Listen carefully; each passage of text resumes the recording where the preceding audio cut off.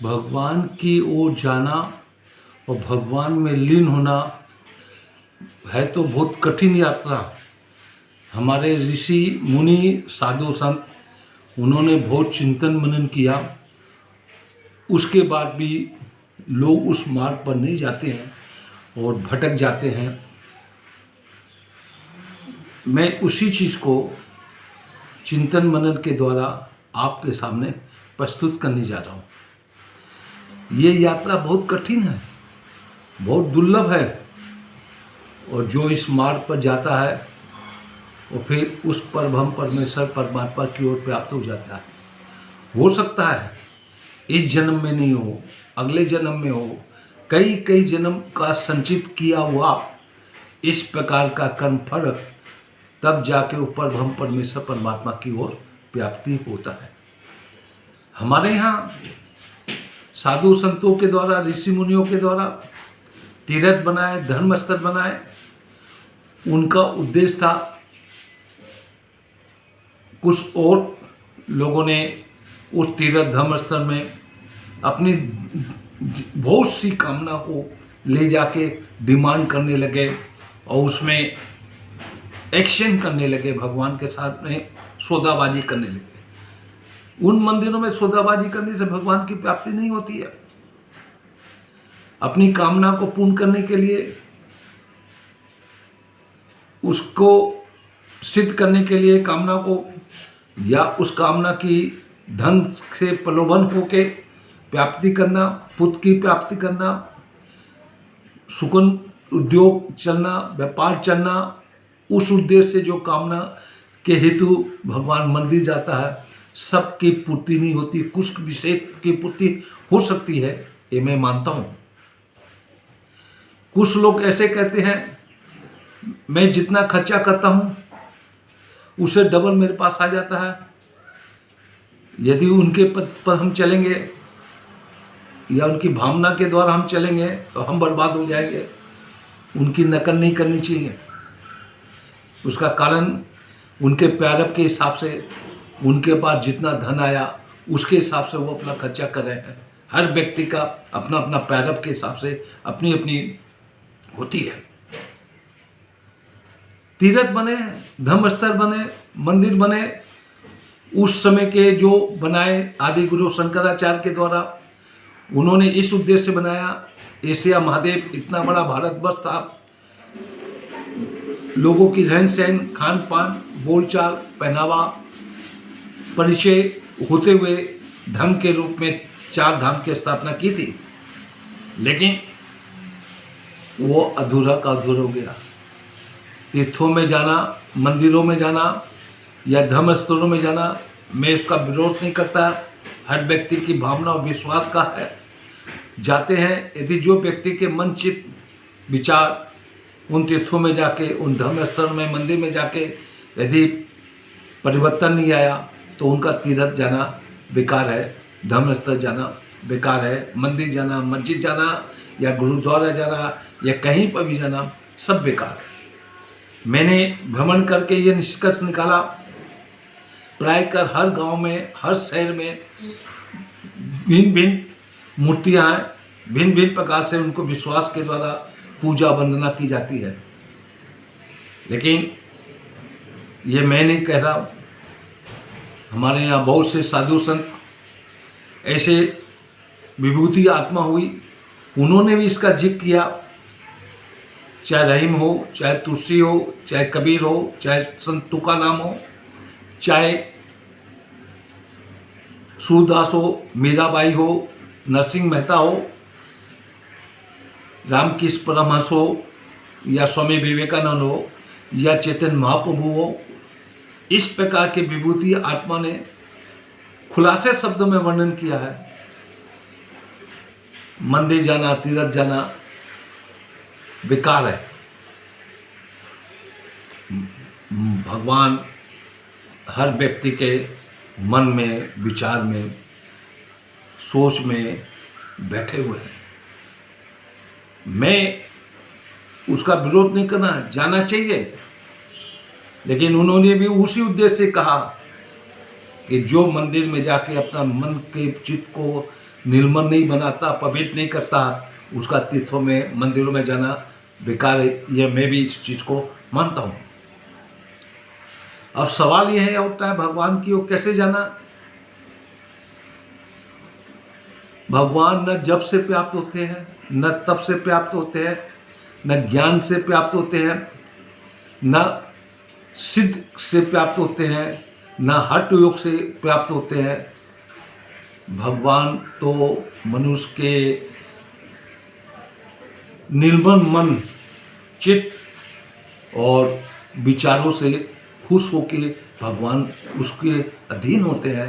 ऐसा वो विभूति आत्मा ने इसका वर्णन किया है। मेरे विचार से उनके विचार में कुछ अंतर हो सकता है। मैं अपना विचार आपको सामने प्रस्तुत कर रहा हूँ। आप अपने शरीर के भीतर सांस क्रिया जो चलती है, अंदर जाती है और बाहर आती है, वही ब्रह्म है, वही परमात्मा है, वही सच्चिदानंद है। जिस रूप में उसको हम पुकारे, उस रूप में हमको मिलते हैं। सांसारिक चीज, कामनाएं, अहंकार, लोभ, लालच, ये संसारिक में आता है। उस पर हम परमेश्वर परमात्मा के लिए निर्मल मन, चित्त, विचार, और वो आता है भगवान के सामने गिड़गिड़ाना, रोना, चिल्लाना, आंखों से आंसू बहाना, अपनी भावना के द्वारा उनको रिझाना, अपने बिगड़े तड़पन में भगवान से रिझना और रिझाना, तब जाके कहीं भगवान उसको प्राप्त होते हैं। उदाहरण के तौर पर एक मछली पानी से निकाल दी जाती है और जमीन में जब डालते हैं, उसको पानी की जाने के लिए जो तड़प होती है और जो छटपटाहट होती है, एक नागिन के मस्तिष्क से मणि निकाल ली जाती है। उसके मणि निकालने से जो तड़प और जो तकलीफ या जो बिगड़े उसमें आता है मन में, उसी प्रकार उस पर हम परमेश्वर परमात्मा की ओर अपने भाव के द्वारा रो के, गिड़गिड़ा के, अपनी उनके समर्पण होके उनको रीझना और रिझाना, इस प्रकार से यदि करते हैं, तब जाके वो व्यक्ति परम परमेश्वर परमात्मा की ओर बढ़ता है। नहीं तो नहीं बढ़ता है। ये बड़ी विचित्र है बात। लोगों को मेरी बात अटपटी सी लगती होगी। चाहे मीरा हुई, चाहे कबीर हुए, चाहे तुलसी हुए, चाहे विट्ठल हुए, चाहे पंढरपुर के संत हुए, चाहे साईं बाबा हुए, चाहे रामकृष्ण हुए, और भी बहुत से ऐसे हर प्रांत में यदि खोजा जाए तो एक से एक इस प्रकार के भगवान को रिझे और रिझाए और उनके आगे गिड़गिड़ाना, उनके आगे रोना, उनके आगे वो क्या सिर्फ सांस की क्रिया को केंद्र बिंदु भगवान परमात्मा को मान के उसमें रमन करना। रमन इस प्रकार का होता है, सांस जैसे आती है वो जाती है, न और न आगे न लगाइए नमन होता है, और बाद में न लगाइए मनन होता है। ये मन रूपी नमन और मनन जो सांस की प्रतिक्रिया है, उसमें भगवान को हर वक्त याद करना। जब हम जन्म लेते हैं पृथ्वी पर, शरीर हमारा किस अवस्था में रहता है, उस अवस्था में हमारी सांस क्रिया चल रही है। मैं बोल रहा हूँ तब भी सांस क्रिया चल रही है। मैं गुस्सा में रहता हूँ तब भी सांस क्रिया चल रही है। ये जो नमन और मनन का जो चित है, इसको ध्यान में रखे, उस परमात्मा की ओर ध्यान में रखे, उनके सामने रोना, कल्पना करना में भाव से उनको अपनी ओर आकर्षण करना ही उस परम परमेश्वर परमात्मा की प्राप्ति का एक साधन है, एक मार्ग है। मैं आपको बोल तो दिया, ये यात्रा बहुत कठिन है। अभ्यास करते करते करने से इस जन्म में नहीं, क्या दूसरे जन्म में, तीसरे जन्म में, कहीं जाके कई जन्मों में संचित किया हो इस प्रकार का कर्म, तब जाके विभूति आत्मा बनती है और तब परम परमेश्वर परमात्मा की उस पर कृपा होती है। आज के समय में मनुष्य 3 बातों से बहुत जोर से उलझा हुआ है। प्रथम बात, हर व्यक्ति पढ़ाई कर बीमार चल रहा है। दूसरा बात, इतनी महंगाई हो गई है, इतनी चीज़ों के दाम बढ़ गए हैं, इतनी संपत्तियों के दाम बढ़ गए हैं, जमीन के, सोना के, चांदी के सब दाम बढ़ गए। हर व्यक्ति उस लालच में आके उसको हड़पने में लगा रहता है, चाहे भाई का हो, चाहे बाप का हो, चाहे बेटा का हो, चाहे परिवार का किसी भी व्यक्ति का हो, वो लूटने में लगा रहता है। और कहावत है, जिसके हाथ में डंडा उसके हाथ में भैंस। आज के समय इस प्रतीति से सब उलझे हुए हैं। एक एक व्यक्ति बिना पैसे का एडवाइस देता है, ये दवा कर लीजिए, ऐसे कर लीजिए, शुगर में ये लगता है, बीपी में ये लगता है, कोलेस्ट्रॉल में ये लगता है, क्योंकि लोग, हर व्यक्ति बीमार चल रहे हैं। किसी के घुटने में दर्द हो रहा है, किसी के कमर में दर्द हो रहा है, किसी के बॉडी स्टील हो गई है, नसों का प्रॉब्लम हो गया। तो हर व्यक्ति इस चीज़ से उलझा हुआ है और हर कोई डॉक्टर बन गया और हर एक दूसरे को एडवाइस देता है।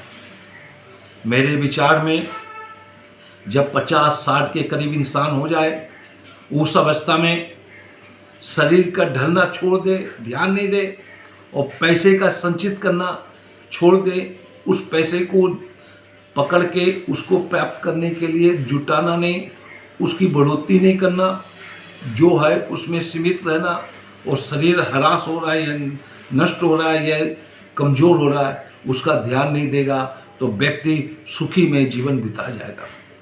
एक तब हम अपने शरीर को दवाई में बना रहे हैं और दूसरी तब पैसा को पाने के लिए, उसकी व्यवस्था के लिए हम मलयुद्ध कर रहे हैं पैसा के लिए।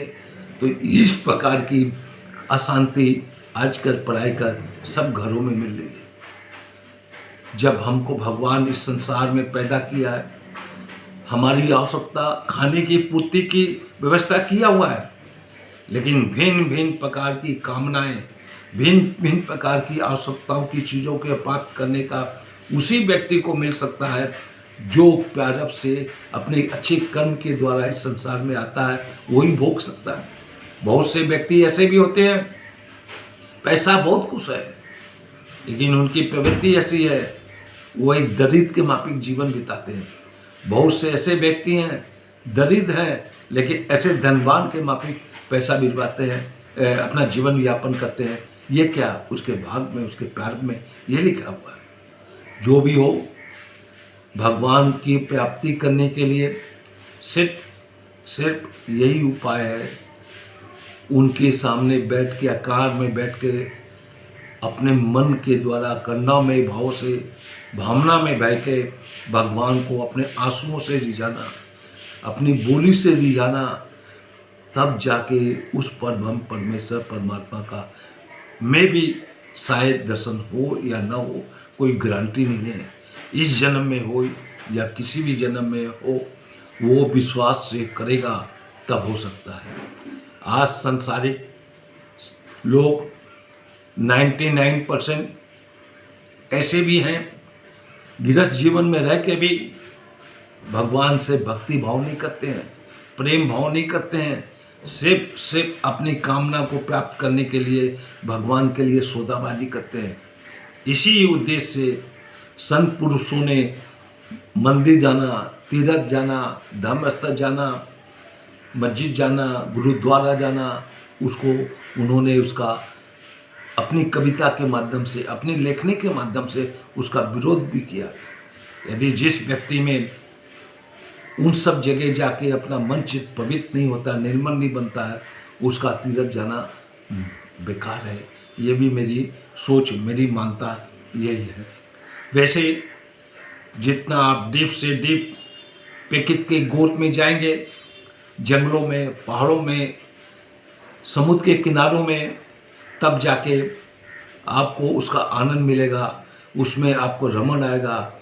जब पहाड़ में घूमता था मैं, कभी कभी बारिश हो जाती थी, उस समय बारिश होने के बाद जो छटाई देखने को मिलती थी उसका मैं वर्णन नहीं कर सकता। या आकाश में तारे चमचमाते होते रहते हैं, चांद पूरा खिला रहता है, उस समय बर्फीली पहाड़ों की चोटियों पे जो सीन देखने को मिलता था उसका कोई वर्णन नहीं किया जा सकता। वही परब्रह्म परमेश्वर परमात्मा का स्वरूप है, वही अंश है। इस उद्देश्य से हमारे ऋषि मुनियों ने वहाँ तप किया, उन्होंने जप किया, उस तप और जप बल से उन्होंने वहाँ पर तीर्थ धाम बनाया और मंदिर की स्थापना की। लेकिन आज के व्यक्ति उस उद्देश्य से नहीं जाते हैं। आप जप करो न, तप करो नहीं, मंदिर जाओ नहीं, लेकिन जब तक आप अपने मन चित्त को निर्मल नहीं बनाओगे तब तक उस परब्रह्म परमेश्वर की ओर प्राप्ति नहीं हो सकती।